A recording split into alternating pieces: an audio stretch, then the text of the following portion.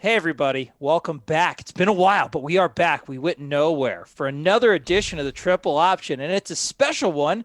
As you can see, it's not the triumvirate. We've got four heads because today we're punching our guest V card. We're popping our guest cherry, and who better to do that? The Noles247 zone analyst extraordinaire, Brendan Sonnone. Brendan, say hello to the people. We're so excited to have you. Hello, people. I guess, happy to be cherry popping, Trey. Thanks for the introduction. Only the best for you, bud. Put you on the spot. And with our other guys that are always here for the ride, my boy, Kevin Little, my dog, Coach AB, Adam Brown. You two guys say hello to the people. What's up, peeps? How's it going, people? That was good. That was good. Yeah. What's up, peeps, Adam? Very hip. Oh, Very, you're so cool, The Adam. kids, very I'm trying. lit. Listen, I'm trying. Lit AF. Well, this episode's going to be lit AF, boys, because we're talking spring football. We're talking spring scrimmages because two of the people on this dais, Kevin and Brendan, have been at both of FSU's spring practices. They've done observations. Adam, our analyst, he's been looking at the film. We've been studying the storyline. So we're actually going to look at the B-roll that Florida State so graciously provides. That's probably about, like 4 or 5 total minutes of video that we're going to try to stretch out for some content. Ain't that right, boys? I think it's closer to 8 between the two. Oh, well, There you hello go. now. We're 8 minutes. We're swimming in film. Yeah. Well, we'll try to get through that 8 minutes of film like it's the Zack Snyder Justice League cut. We'll try not to make it like 4 parts. But before we do that, let's take the eye test. Brendan, I'm going to kick it to you. There was a lot of talk online, some chatter about the quality of Florida State's second spring scrimmage. What stood out to you? How did it compare to the first scrimmage? And since you have a frame of reference, how did it look to Florida State springs of years past? So it wasn't pretty, the second scrimmage. And so I understand some of the general concern that we saw, whether it was on the Noles247 message board, on Twitter, wherever. It seemed like people were pretty salty from what they were reading with the updates. Now, it's spring football, so I want to provide this context for anyone who's played football, who's followed football. You know, spring is the time where you are working out kinks.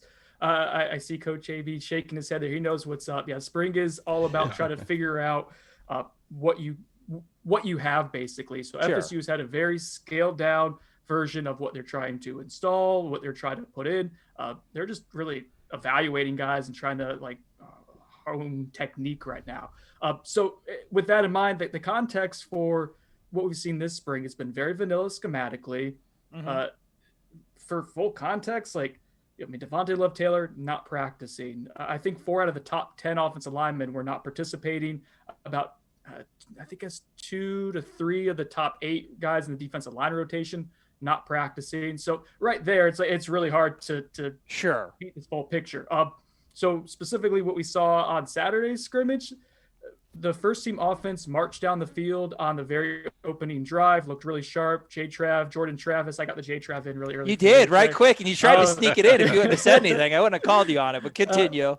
So he did what he does, which is move around. He found some rushing lanes, dropped back quickly, and then found a rushing lane almost immediately. He wasn't pressured. He just found room to run, took it. They were able to move down pretty methodically, score a touchdown on the first drive. After that, though, the offense, and we're talking about the first team, second team. I guess the second team's kind of a blend of moving in different quarterbacks and guys. Mm-hmm. It's not even a real full third team. But correct me if I'm wrong, Kevin. Did the offense score a touchdown outside of that? It did. Geno English. Geno English, yeah. Ooh, that could be a fake name. I've never heard that name Hello. before. He's like a walk-on, I think, yeah. Walk-on quarterback from Winter Park, 407 represent. So, yeah, so I think that ultimately, I'll stop rambling here. I think ultimately that's what the concern was between the first scrimmage and second scrimmage. Not the concern that I had necessarily. I think we've kind of seen this team has deficiencies so far this spring and even based on last year. The difference was this wasn't a back and forth affair. It wasn't the offense doing something well, then the defense doing something well. This was the defense more or less winning 70 to 80% of the scrimmage. People like to see points. They like to see the ball moved. I think that's what was concerning to the fan base from Saturday. And that's a fair. Oh, go ahead, Adam. Let me ask you a question though. Would you say so? I know coming out of the scrimmage, there were a couple things about bad snaps and some penalties on the offensive line, and then as an offense, are they in a game flow, or are they just more or less just calling things that they feel like they want to work on? Like how much of the results of the scrimmage do you feel like are an aspect of A, they're not calling plays to try to build on top of each other, and B, maybe momentum was lost because they, got Zane Herring in there at second center and he's snapping the ball all over the place and they start getting some penalties. What are your thoughts on those things? So yeah, I think that's a really good point with the center, especially with the second team, because it is Zane Herring. Now he didn't play center in high school. I believe he was a guard throughout most of his high school career, and was someone I think they want to kind of cross train and do that a little bit this spring. But Bavion Johnson has not practiced yet, so he would be a backup center option behind Murray Smith, and then Thomas Schrader is someone they wanted to develop long term. He is out for the foreseeable future with a leg injury, so you're down to your fourth string center already. Yeah. So that automatically makes it difficult to get quality reps. And to be fair, majority of the snaps are fine for Zane, but when you miss 4 or 5 in a scrimmage, that's people are going to notice those. It's a big deal. Sure. Yeah. That's something that obviously if it happens at the game, we saw that, times in the Willie Taggart offense when they go another shotgun exclusively, it could be a problem. In terms of game flow and scheme, it's tough for me to tell. I think they did some where they're trying to build. Remember, the concept they had against Duke last year, where they would run that little halfback toss out of the shotgun. Yeah. And then very late on in the scrimmage, and this is where they scored against Duke, where they did a little PA, and then they dropped over the top to it. Was it Ja'Kai Douglas? I don't know if they scored a touchdown. On the bomb. Yeah. Yep, that was it. So they did set that up late in the scrimmage. So they were setting that up the entire time, and the defense reacted to it and was able to knock it down.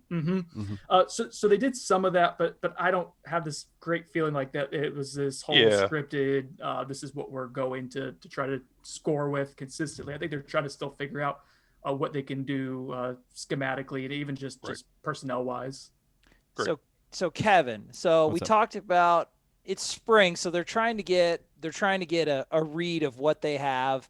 And like Brendan said, there's been a lot of injuries. There's also a lot of kids that are going to be main contributors next season that aren't even there yet, specifically at the wide receiver position. Andrew Parchment, Destin Hill's not there. Guys that we were really excited about, like Keir Thomas, aren't really in the rotation for the defensive line yet. So I want you to, you're our offensive guru. You're my air raid brother from another mother. I want to talk about, did the wide receivers do better in the second scrimmage, getting separation, cleaning up the drops? We heard of some good passes from JT13. Is that better than J-Trav, by the way, as far as the nickname? Did I already beat Brendan's nickname? No. I got to be with Brendan on this. Yeah, one. J-Trav, I think is better. Okay. We'll workshop. That's fine. That was fine. Good victory lap. I do like the rhyme. So anyway, yeah, thank you. Well, I do what I can. What did you think from the offensive performance? We know they stuttered, but is that from all deficiencies from the offense, or maybe coincidentally, we used a lot of our transfers on some guys in the secondary. Maybe we just don't suck as much in the secondary anymore. How do you feel about the offensive performance? Yeah, I think that should be the positive, is that the secondary did look markedly improved. There wasn't a lot of variance in their scheme either on the defensive side of the ball. They ran a ton of man free, would sometimes bring some blitzes, kind of mix up whether or not they were bringing the mic or the stud off the edge, but just a lot of pretty vanilla coverages. But I thought they did well covering downfield one-on-one. The question has to be whether or not that's their skill level, or if it's because our wide receivers just don't run super clean routes. Yeah. I noticed that in neither scrimmage, the route running tree wasn't really as an air raid guy, I'm used to watching the beginning of practice being just tons of stems, head fakes, Sure. And you just don't see a lot of that. You saw a lot of screen blocking drills and stuff like that. So I don't know if you can attribute that fully to the coverage, but I would venture to say I don't think they would have shut down the offense in the passing game quite as effectively last year. Okay, interesting. And we'll see if that's something where Mike Norvell's not really known as like a intermediate short passing game guy. There's stuff that he does off the RPO and the play action. It'll be interesting to see how spring moves on, how fall moves in, taking advantage of the skill set that you have with McKenzie Milton, who we think his skill or like the things he's going to lead to the offense are going to be in those areas. We'll be interested to see if they expand on those more. Now, before we move on to the film, Adam, do you have any more questions for these guys? We haven't really talked about quarterback play yet other than nicknames. Anything you guys want to touch on that? Still kind of a hodgepodge at quarterback or what? I was just curious. I mean, I know there were a bunch of guys out, and as far as injuries, Pete can only say so much. So don't get us in trouble. Don't get us in trouble. Try not to here. So don't get us in trouble. Were receivers, I mean, was there anybody that stood out that you felt like was able to get open? And this could be for either of you. And then is it a talent issue? Is it a D-back, the quality of all the man they're playing issue? And then, with the drops, like, is it just they're locked up or they just, don't seem to be bringing the ball in? Like, what exactly is going on with the drops? I guess I'll take this and then Kevin, if you want to add to it and correct me if I'm wrong with anything. So yeah, the wide receivers inherently don't get open a ton. We haven't seen that through the scrimmages. That's what it sounds like. And one thing that I just want to say is something I put on the message board a lot. And I think it's something that the fan base is getting used to. It's even me as a reporter getting used to again, now that we have open practices consistently rather than just like once or twice in the preseason or spring. Whenever someone on the team does something well, that typically means someone did something poorly. You maybe get to a point where, just like Jimbo used to say, it's like when guys are both like doing something great and someone just outright wins. I don't think that's quite where we're at, but it's something just to kind of remember, right? Like when someone does something well, you're on the same team. So there's going to be a yin and yang to that. As far as the wide receivers, though, Ontario Wilson has been solid, I think, through the two scrimmages. I think we kind of know what he is. Like, he's just a steady Eddie. Like, he if he's your number 3 like receiver, you're probably like feeling okay with that. The issue is he's the leading returning receiver, but he does some nice things. Had a nice catch over the middle of the field and then run for about like another 20, 30 yards after Brendan Gant missed a tackle. I think it was on third down. That's still a thing. I'm glad to see was he going real fast though? He was. Pinball machine. To be fair, that was cleaned up. That happened about 2 or 3 missed tackles. Scrimmage 1. I think he only had the one glaring one on scrimmage 2. So progress. Okay, good. Baby step, guy. We were a show of optimism. 1% better. Keyshawn Helton. It's part of the climb. 1% each day. Keyshawn Helton scores off of, I guess it's kind of like a tunnel screen concept, but it was really nice to see him look quick and explosive, which is something we've seen. That's encouraging. Yep, for sure. That doesn't have that knee brace on anymore, and he's moving like someone who doesn't have a knee brace on. Kentron Poitier, Kevin, would you agree? Like, he gets open a lot, or good. Even when he does. The big concern I think on Noles247, we documented that the drops have been consistent for him. He does something great, and that's something that's very frustrating. On Saturday, it looked like he slowed up twice when there was a deep ball thrown his way. I think it was Tate Rodemaker both times delivered a really nice pass downfield. It looked like Kentron just kind of ran with his hands out for just started running a little bit too early. Did you see the same thing, Kevin? Yeah, it's kind of hard to tell in the split second, but me and a friend also agreed that it looked like he was slowing up.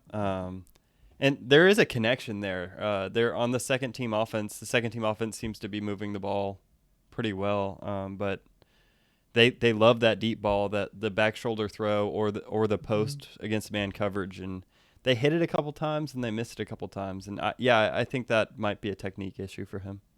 Rodemaker is pretty good at that back shoulder fade, that throw, and that's funny because he did it. Run like he said they never threw that in high school, and he was at a pretty good high school too. In South Georgia. They just introduced that to him last spring, and I remember talking about it. He was like, I really like throwing to these receivers with the back shoulder stuff. So he goes to that well a lot with Kentron Poitier. Poitier. He does that a lot. Related to Sydney, yes. The fan base was very smitten with Rodemaker after the scrimmage. I will say there's progress there for sure. I don't want to get too overhyped right now because they're throwing on walk-ons a good amount of the time. When things are when things are going as planned, as scripted, Tate's very competent and has shown improvement throwing the deep ball. When things break down, still that's the value that J-Trav has, and even McKenzie Milton does really well when improvising as well. The knee looks pretty good, by the way. He put a nice little juke move on this weekend. So yeah, there you go. Well, that's good. It's in the B-roll. Look at you. Oh, spoiler alert. Good tease. Sorry. Good segue, boys. Oh, Kev, look at that. Your face, just a lovely shade of garnet from all the Tate Road. There's a serious man crush going on over there. Oh, yeah. So let's get to the film. But before we get to the film, just real quickly from both of you guys, are we still on the trajectory of that we don't think a starter is going to get named in the spring? Are we still on the trajectory of where we think McKenzie Milton will be starting game 1 for FSU? Just quick yes or no, and we'll get into the film. You guys can expand why as we're looking at the plays. I don't want to answer yes or no. Okay. Yeah. If I were a betting man, I would probably put the money on the field. Oh, so I don't know if I would go that far to say I would put it on the field, but if I were a betting man, I would still say Casey. But man, it's close. It's closer than you'd think. Interesting. Yeah, I don't want to create this false quarterback competition thing. I think they want to give McKenzie Milton every opportunity possible, and that's why they're not going to name a starter in the spring. It seems like it's going to go into preseason camp. They more or less have kind of spelled that out. The coaches have. He just has to still keep learning the offense. We can talk about that in the B-roll and what we're seeing there, but yeah, I went from 100% sure where Chris Nee was saying they should name him the starter in the spring. Sure, I think we were too. Yeah, we talked about it a little bit on this cast. Yeah, it's going to be something to watch in preseason camp, and maybe that's how I should leave it. Oh, fun! This will get the people talking. All right, Kev, roll that beautiful B-roll. All right. Little bush baked beans action there, huh? I did. I do anything I can relate it to food. I am a fat, disgusting piece of trash, so I will relate to food. Oh, here's the new starter for 2021. I gotta say, Brendan Sonnone. I didn't say it was JT. What we've seen from Travis, though, just kidding. what we've seen from Jordan, though, last year he was so methodical with trying to get out over that front leg and throw the football, and this year it just kind of comes out. It looks more natural than it did last year. The first practice that we were allowed to go to, which was day 2, the ball was coming out the best it's ever has with him. The footwork was really clean, which I think is a good catch by Pokey. So this is the first scrimmage, right? Yeah, this is. Yes.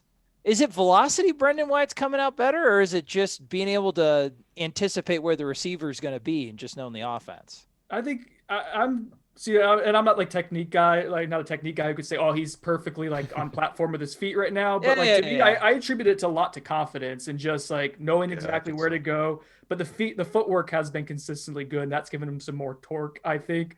I think that's helping him out be more consistent and making some throws. Like that one he made to Pokey there, the little corner pattern, that's not a throw he makes last year. Yeah, let's go back to that. It seems like he knows where to go with the football now, and that makes a big difference for him. And I think he has a little more confidence in himself. Look at that turnover. Yeah, it's beautiful. I mean, when you last teach, year. Sorry, I just want to throw this in there. Look when you you're teach so a kid excited to throw a ball, you guys are so giddy. Oh my goodness! All right, he could get that elbow up a little higher, but yeah. But this is what you want to see, right there. The nose of the ball is facing downwards. That means you've thrown a good ball.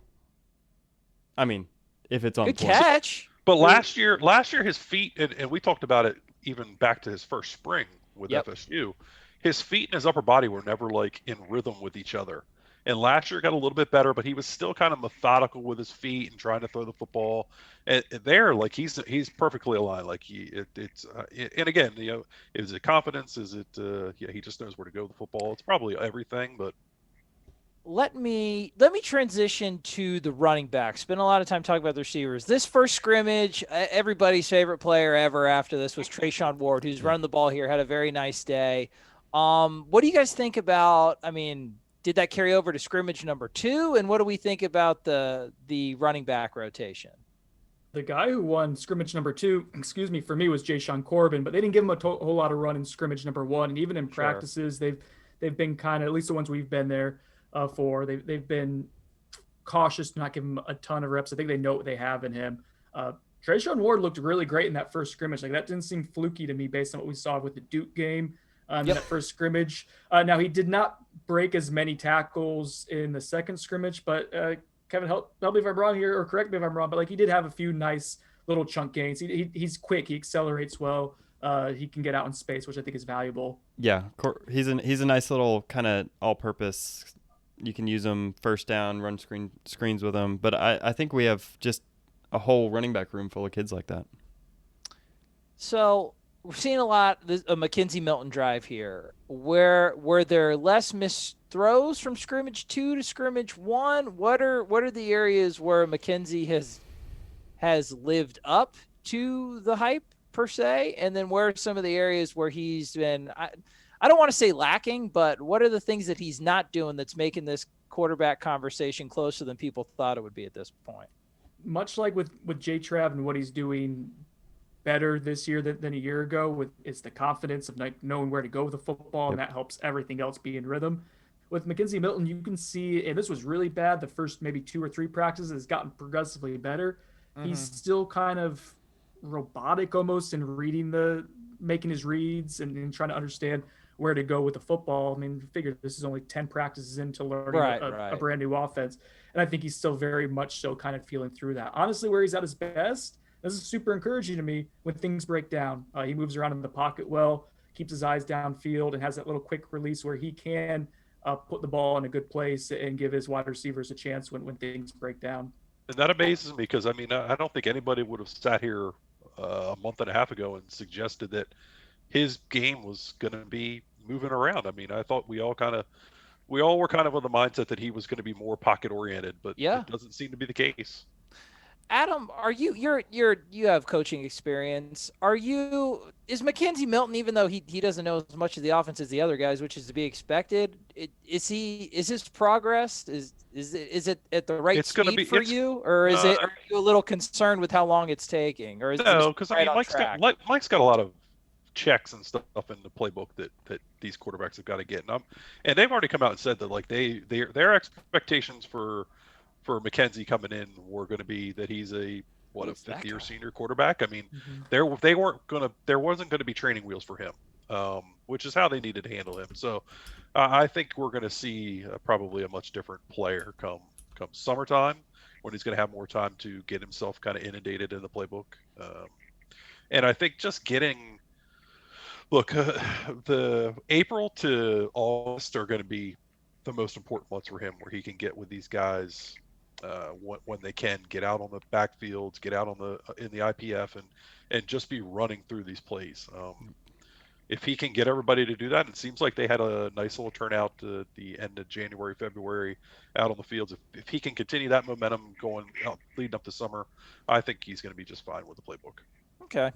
Well, any other thoughts that you guys want to do from Scrimmage 1 before we move to Scrimmage 2? Adams, at some point during the second video, the B-roll, I want you to talk about the offensive, maybe the trenches play a little bit. We've referenced it. Obviously, the defense is getting the better of the offense. Jermaine Johnson sounds like who we thought he was.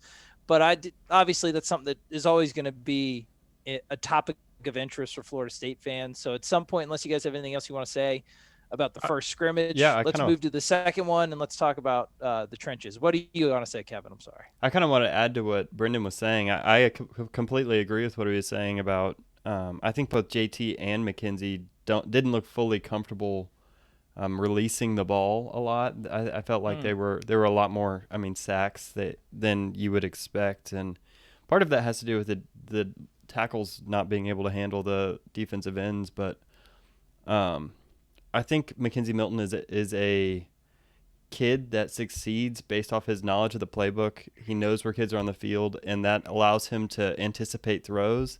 And with his height and with the kind of skill set he has, that's something that's necessary for him to thrive. And he's just not at the point with the playbook that he's comfortable enough for that to really be a strength for him. And so I think it's something that you just need to give him time with.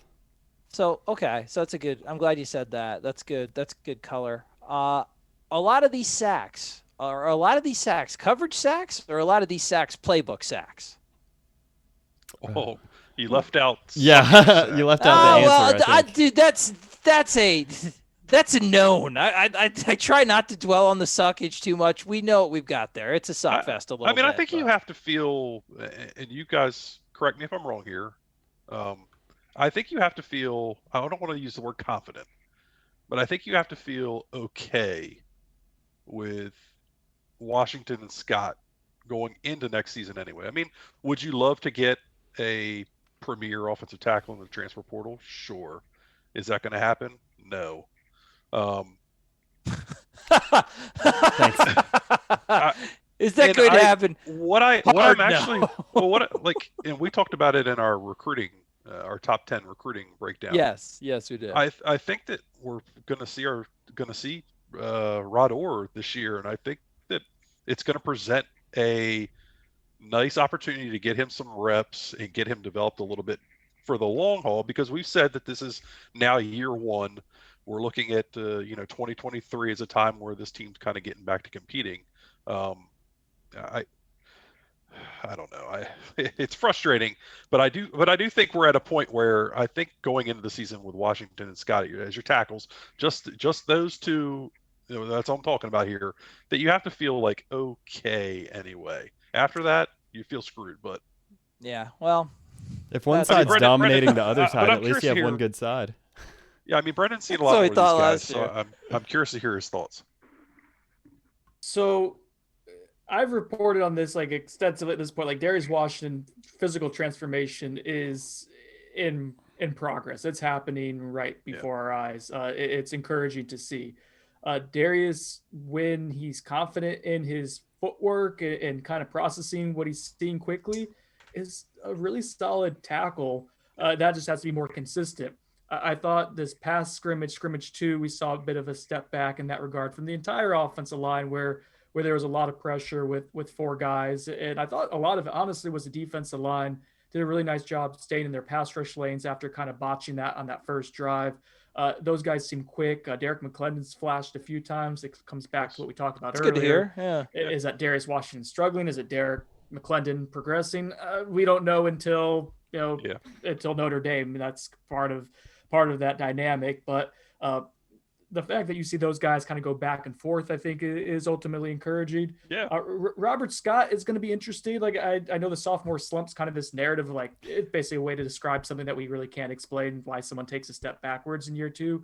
But there's a theory of like, okay, he's going to go through a full cycle of now people are going to have film on his tendencies and does he take things off? Yeah.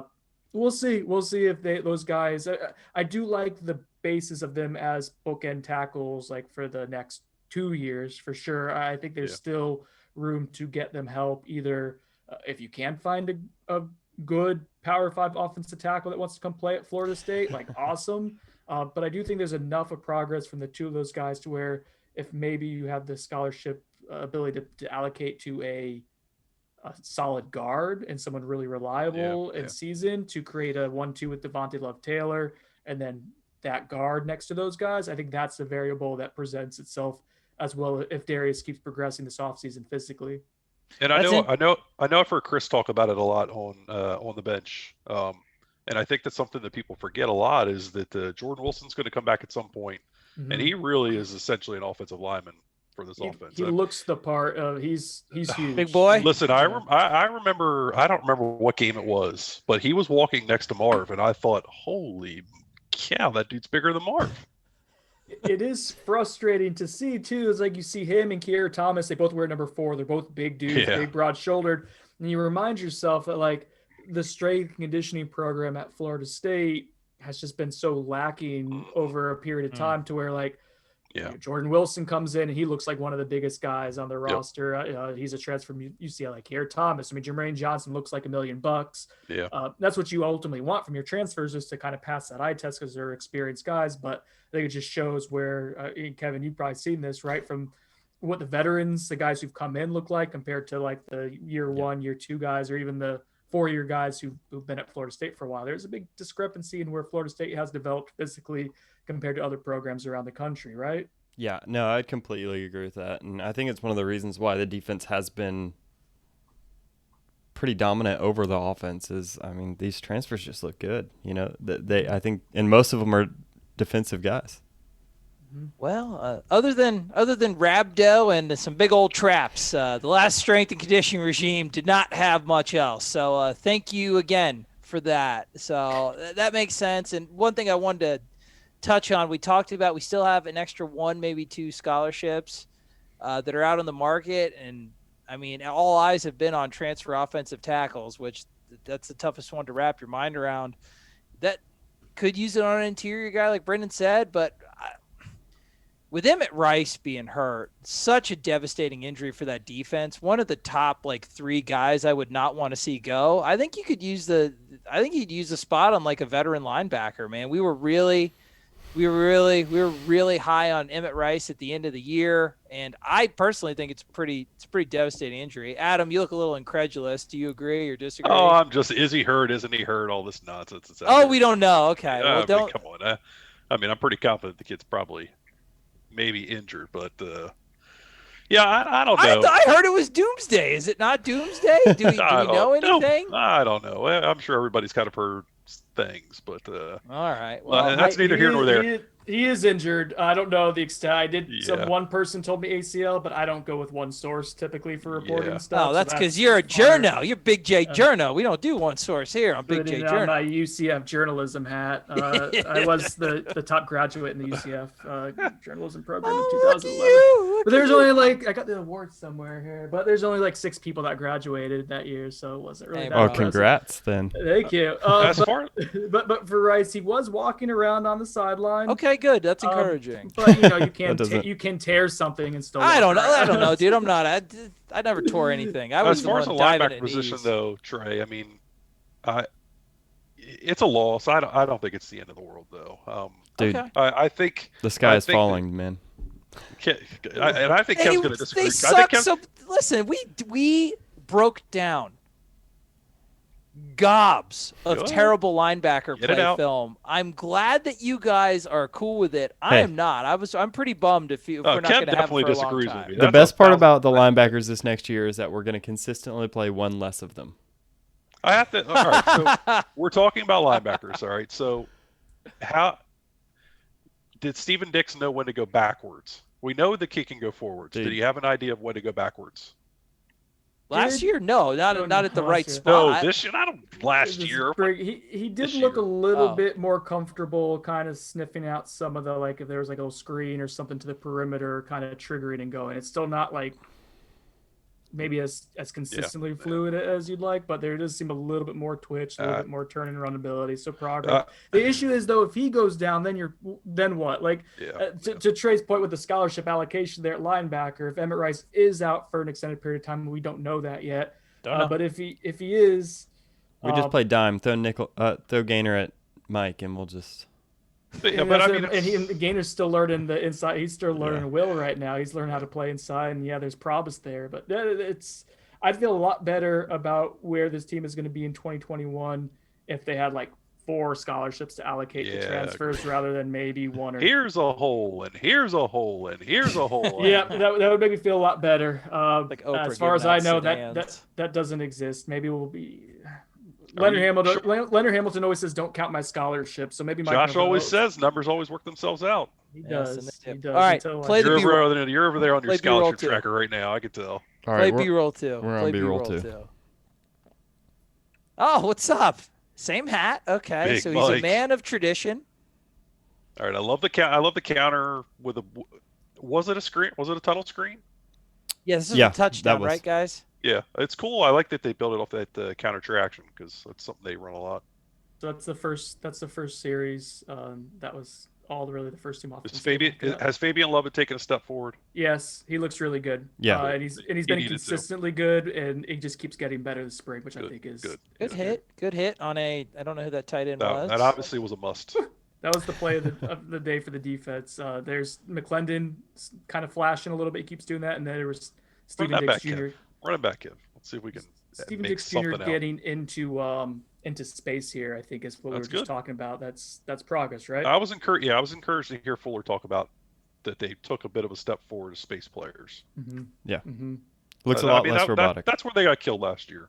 They got killed in the space race. It'll be interesting too if the lumps that you took with Dix and Lundy, if they start paying off in year 2, because those kids were thrown out, but they stuck by him the entire year when they were not. There was a lot of bad, but they were extremely young. Good wheels. They were. Love the wheels. See, that didn't physical. Who's 24? That's Jadarius Green McKnight. Yeah, and fun. I don't know if he had been practicing a ton in the spring, but yeah, he flashed a few times. He blocked a field goal at the end of practice too, so something to keep an eye on. He was a guy I was high on coming out of high school. Corbin looks in better shape. He looks a little bit more slender. Rewind that one there. Yeah, that's the play we're talking about. They just throw a slant on? No. So they ran it all day. It's this little in the boundary on trips. So you got the running back on the boundary side with the single receiver. They kind of ran this spot wheel combination. Hold on a second. So they're running that slant shoot with the it's a wheel, not a shoot though. Single receiver and the running back. Yeah, it was open all day. We're not playing any sort of like match coverage, so we're just playing it's good against man. So they're trying to get that. Yeah, just getting a little big play on the side. Yeah. For context, that was on 3rd and long, if I remember correctly, and nice. J-Trav stepping up and delivering the ball kind of in the middle of the field there. Okay. It's something he's not doing a year ago, for what it's worth. All right, 2-second special teams talk. How are the special teams? Brendan's kicking for the team this year. Might as well. Okay, they suck. I was actually a long snapper in high school. Yeah, there you go. Let's watch that back. Parker, was it Fitz? I was just going to say, no, Fitzgerald Fitz. Yeah, Cotton Fitzsimmons, yeah. He had like a 52-yard field goal, which was good. That's good. Can we see the kick so we can get some analysis on the long snap? I mean, come on. From an expert. As long as it gets I think I went too far back. As long as it gets there. What was your best time? Oh, yeah, we didn't. So the center, our starting center, broke his face playing flag football in the middle of the season. I had broken my face. Yeah, like he had to get like hardware in his face. So he was our long snapper. They had no idea what to do. We didn't get a long snap. We did not get that. I had broken my leg already. Was really just kind of watching, and I had snapped in high school. So I was like, good juke. Who died? Who did McKenzie kill? Was that Caleb Deloach? I think it was Deloach. Deloach actually flashed a few times. Good. I'm glad to see that. He's a kid that can play in space. Physicality's got to come along a little bit. Yeah, he's learning how to play inside right now. That's good. There might be your backup to the backup though. I mean, if he keeps coming along, develop him. You need that. You need that 5th linebacker, I think. Yeah. The McKenzie Milton, that little juke move there. I've been harping on this. Like, he moves pretty well right now. It's clunky because of that giant knee brace, and that's just going to be kind of what it is. But the physical aspect, I guess we'll see what happens when he gets hit. But guys, I'm not worried about his mobility. I don't know if it's quite what it was before. Yeah, I think he's a step slower, but still got the agility. But it's functional. Like, you can mess with that. You can win with that, I think. Also, can we talk about? Go ahead, Kev. Can we talk about Toafili at some point in time? Oh, I was just about to say, I think he's so good and he's done what we've expected him to do, right? That he's almost taken for granted. But is he? What percentage of snaps do you think this kid's getting? Because they're going to use him all over the field. I think he's definitely going to be in the backfield. I think he'll line up at the slot. They're going to try to get the ball in his hands a lot. What kind of usage do you? I guess all three of you guys expect out of Toafili this season. Let's let Kevin start because he's the one who wants to go with LT. Yeah, you got to smack us around. I was going to get to him. I like watching that kid run the football, man. He gets downfield fast. He was on the second team a lot, but it felt like they ran the second team offense more than the first team offense. I don't know if that was just a weird perception of mine. In the first scrimmage, definitely. But I don't know. It was almost split because Rotomakers with the 2s exclusively, and then KZ and J-Trav split with the 1s. That's probably why it feels like that, I would imagine. Well, the drives were also a lot longer in the first scrimmage for the second team than the first team. It tended to be. That's true. That's accurate.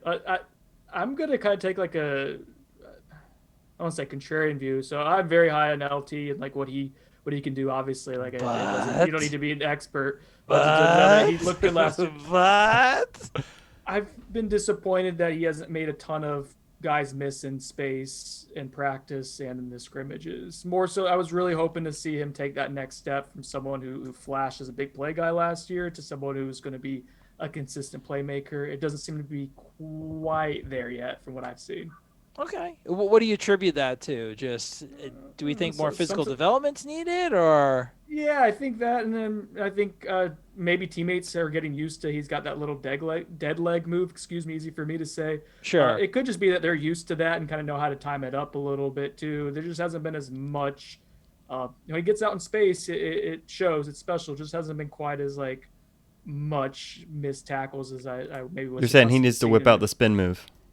He needs to hit X. Expand on the arsenal a little bit would be probably the next step for him in addition to keep bulking up. But don't get me wrong, like he's still someone that makes a lot of plays when we watch him. That's a great point. And I think something that you should be aware of when you're watching intra-team performance, players have tendencies. Mm-hmm. Like coaching staff have tendencies. The defensive players have seen this play. Steven Dix snuffs out a screen. He snuffs out a fake, a play action.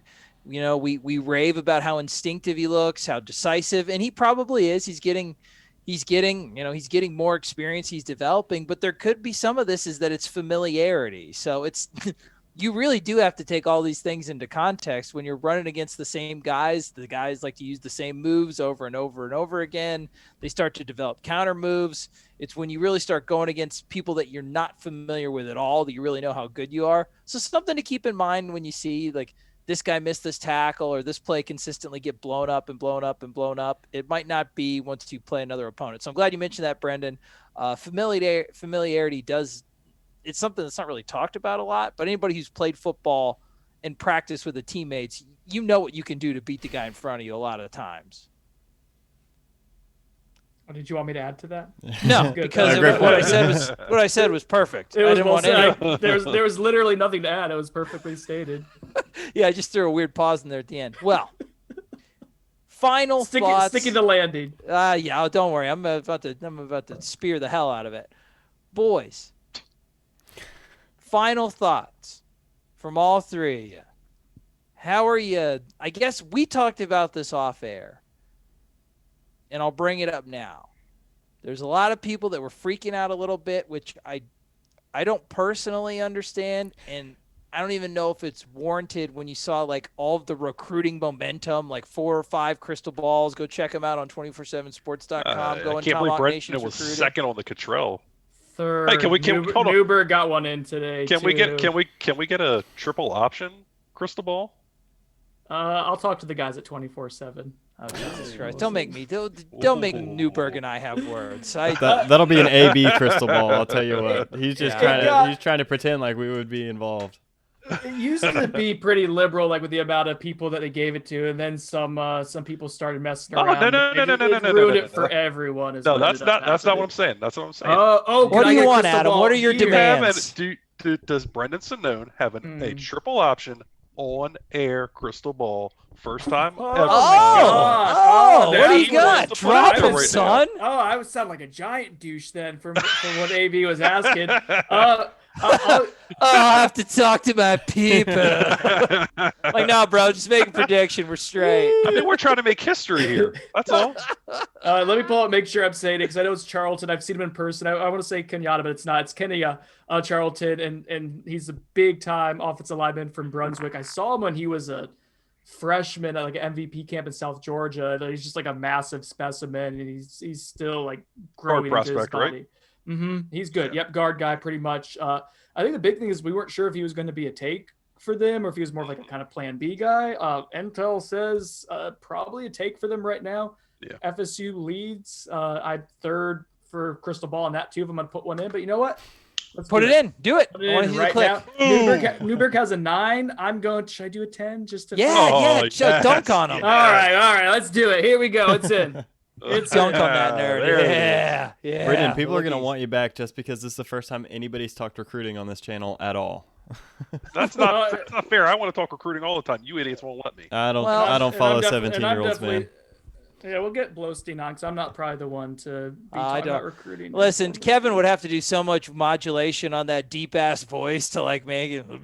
He sounds like one of those guys from, and I love Zach to death, but he sounds like one of those guys in witness protection from Gangland. You know where he's like dark and it's like, yeah, I really like the way the running backs ran. It's like, all right, You're Zach, being Jesus recorded. Christ. I just hope you know that. Yeah, you're nice. Dude, I love Zach. Me and Z-Blow are boys. All right, we've run off the rails a little bit. We got to show Crystal Ball. We talked with our friends at the other site. We've had a good show, man. I feel really good about it. Any final thoughts before I just wrap it up? Let's expectations. Okay, yeah, that's what we were talking about. To me, this was always like a 6-6 team. I know people are getting maybe a little bit discouraged because there was a lot of 8-9 win people. I think consistently this show has been where they're going to be better the next year. The rebuild still got a ways to go. So from all the reports that I've read, it sounds like it was a 6-6 second scrimmage. What do you guys think about that? Yeah, I went into the spring thinking probably about a 6-win team, and honestly, I think that'd be really good for FSU long term. So do I. Yeah, I think you feel good about that. Even like 5 wins, I think depending on how it looks, like you could probably swallow that and be okay with that pill. I still think this is probably a 6-win team, more or less, like give or take one. Like nothing's really drastically changed my opinion of that as of right now. So I'm not the doom and gloom type. I mean, there's a lot that needs to get cleaned up, but there's a reality check of where FSU is right now. If you guys haven't been watching the last few years of football at Florida State, I don't know what to tell you. 6 wins would be a step in the right direction. I agree. And it's not the normal standard, but you're working your way back up to it, where I do think if they did kind of fall flat on their face and like a 4-win season kind of comes out of nowhere, then I think you can be legitimately disappointed. I understand that a school that spends as much money on football as Florida State, 6 wins is going to be just objectively disappointing. I understand that, but I'm of the opinion with Brendan, you get to 6 this year, that's some tangible growth. Maybe start taking those blowout losses to close losses, win a few more than what you thought, and continue to climb on. Well, people talk about it all the time. The lose big, lose little. Yeah. Win I didn't come up with it. I'm not into. No, but I think it's a lot of reality. Like, if you win 5 games this year, but you're in every ball game real tight, I think you're on trajectory. Yeah, I mean, look at North Carolina a couple years ago. They were like 6-6 or something, but every game was within a few points. And then last year they're a top 15 team, and they might even be better next year. That's the kind of trajectory you go on. Like, it's baby steps. Hate Sam Howell's dad, so hope that doesn't happen. Hope they just fall off a cliff. But guess who didn't fall off a cliff? The Triple Option Boys and Brendan Sonnone. What a wonderful episode, Brendan. I appreciate this link up of the super friends. You are the Wonder Woman to our Aquaman, Batman, and Adam. I guess you're the robot guy. Thank you for joining us, Brendan. Cyborg's pretty cool. Watch the Snyder Cut. Spider-Man. I'm Superman, buddy. Superman. Okay, whatever. Wait, are you Wonder Woman? Brendan's Wonder Woman. Wonder Woman's very attractive, and I feel like I'm very attractive too. You got that dark. The complexion, she's Greek, I think. I got the Italian. Yeah, it's all. They're close. It's all good. It's all Mediterranean. Well, listen, our super powered friend. Thank you for joining us, Brendan. Love to have you back, my friend. I thought it was a great time. It was a great time. So for my other compatriots, for Kevin Little, for Adam Brown, for Noles247's own Brendan Sonnone, go subscribe and look at all of his articles and all that good stuff. I am your host, Trey Roll, and thank you for coming to the Triple Option. We'll be back. And as always, better than ever, never stop chopping.